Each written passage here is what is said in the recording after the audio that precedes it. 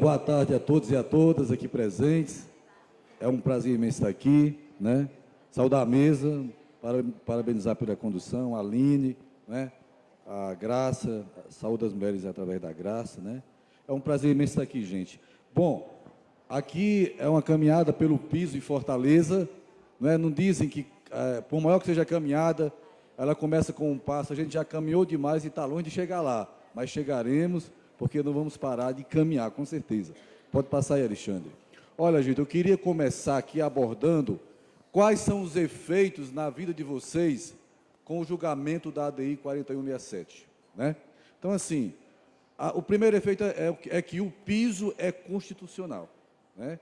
A argumentação dos municípios e dos governadores, municípios não entraram não, mas estava lá bem pertinho dos governadores, torcendo para que fosse julgado inconstitucional. Qual era a tese deles? É que cada município e cada estado, como entes autônomos, é que teria autonomia para criar seu próprio piso. Aí você imagine 5.584 municípios e 27 estados, o samba do crioulo doido que se ia dar, né? Então, isso aí, o piso é constitucional, o que está no artigo 205 dá poder à União de ter competência. Logo, não há mais o que discutir isso. E como é que ficou a questão da jornada de 1/3?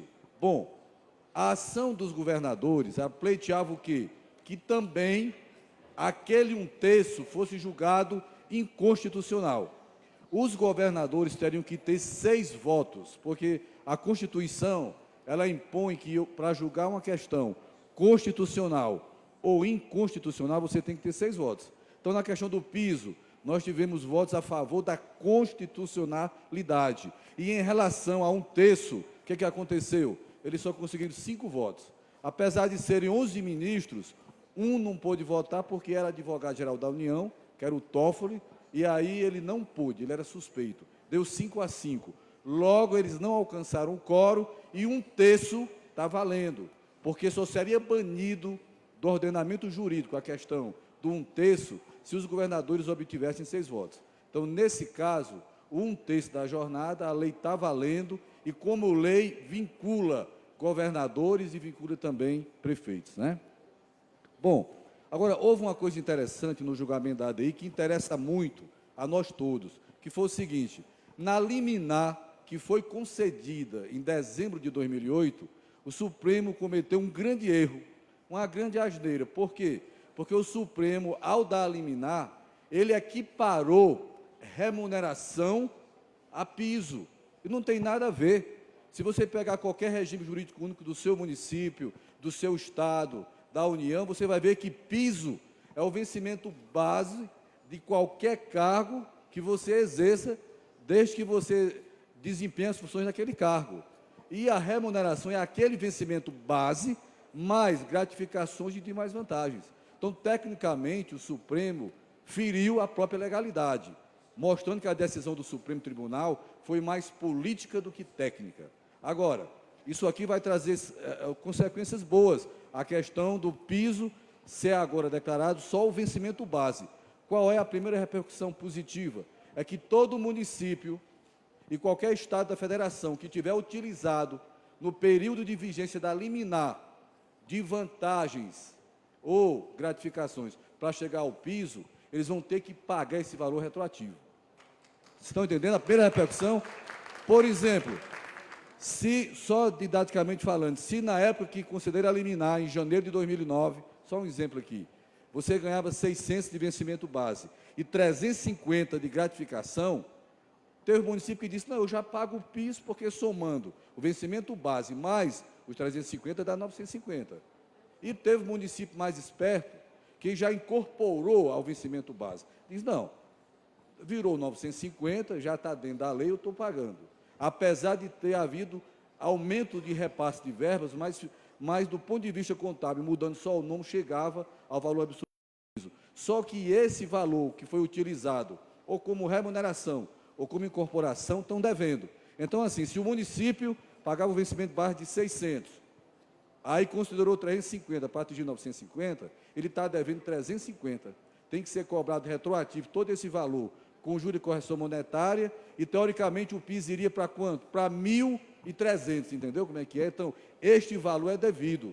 O encaminhamento para o sindicato é: entrem na justiça, peguem seus advogados e entrem imediatamente, porque é uma poupança que vocês têm para receber no futuro. Essa é a primeira consequência, né, bem interessante. Pode passar, Alexandre, né?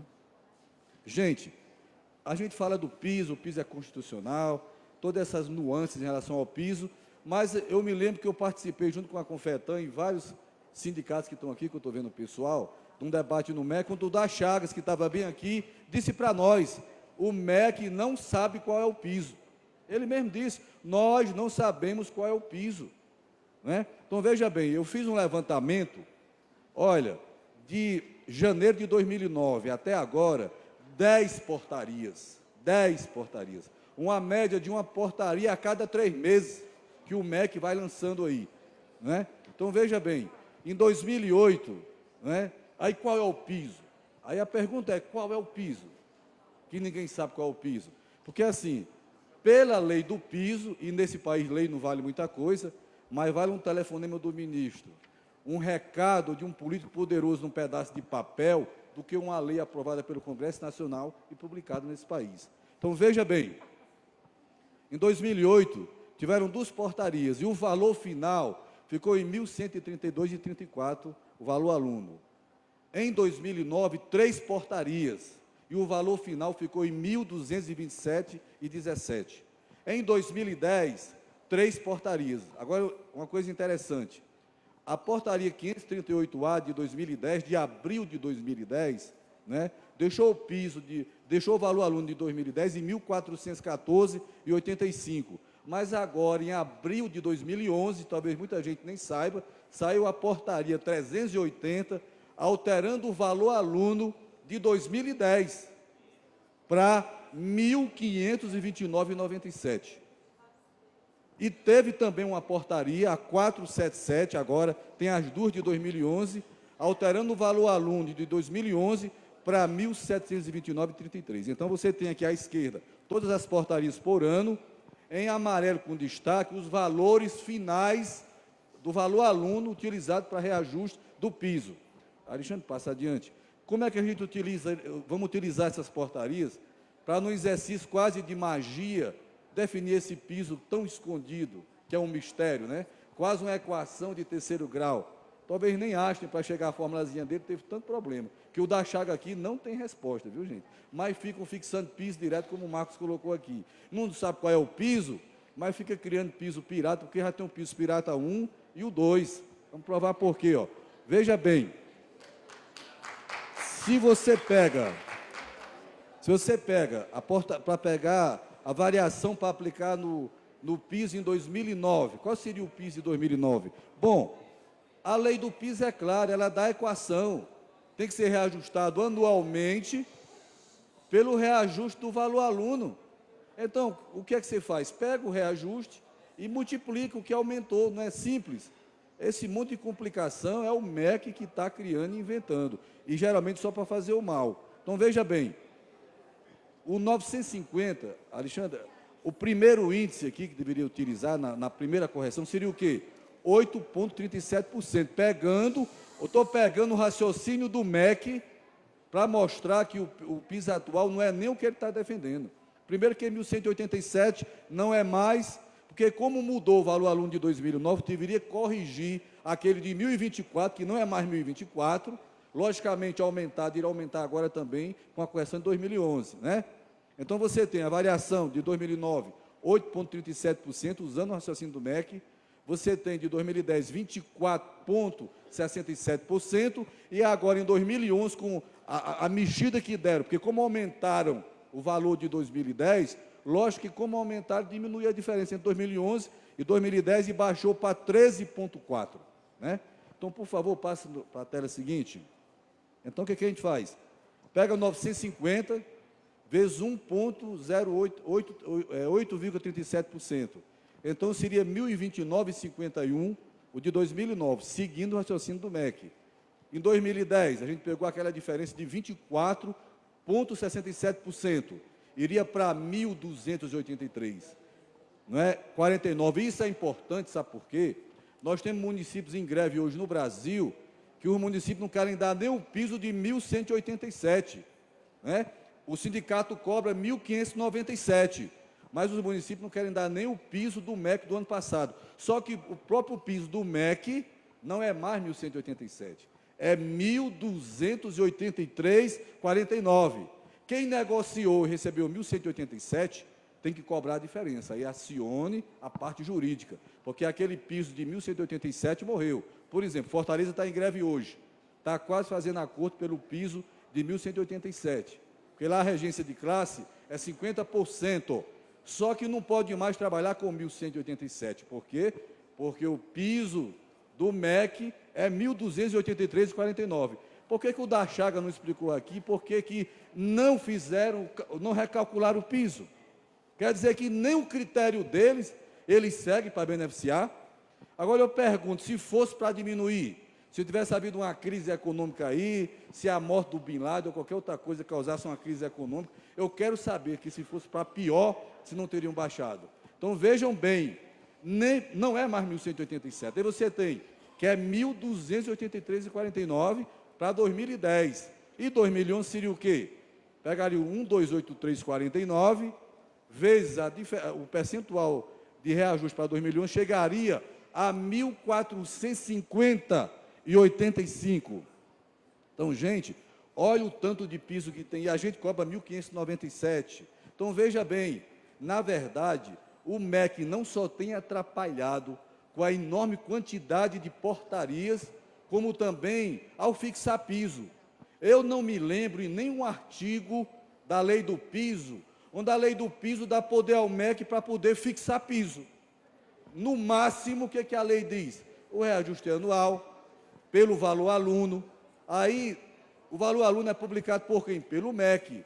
Aí, conforme o artigo 15 da lei do Fundeb, o MEC tem até 31 de dezembro de cada ano para publicar a portaria no Diário da União.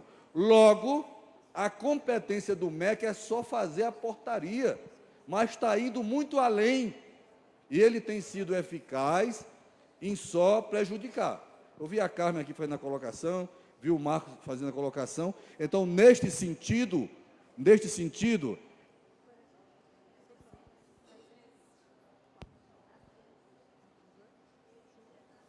certo. Não é só uma correção no vermelho, está um pouco errada ali a tabela, que é 1304 e não 1204 que está em vermelho.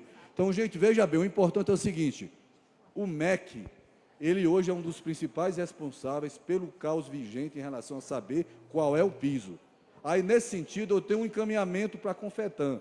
Eu acho que já chegou a hora do MEC virar réu, está prejudicando, está causando prejuízo. A minha proposta é entrar com a representação no Ministério Público Federal aqui em Brasília, Procuradoria-Geral da República, para chamar o MEC lá para duas coisas.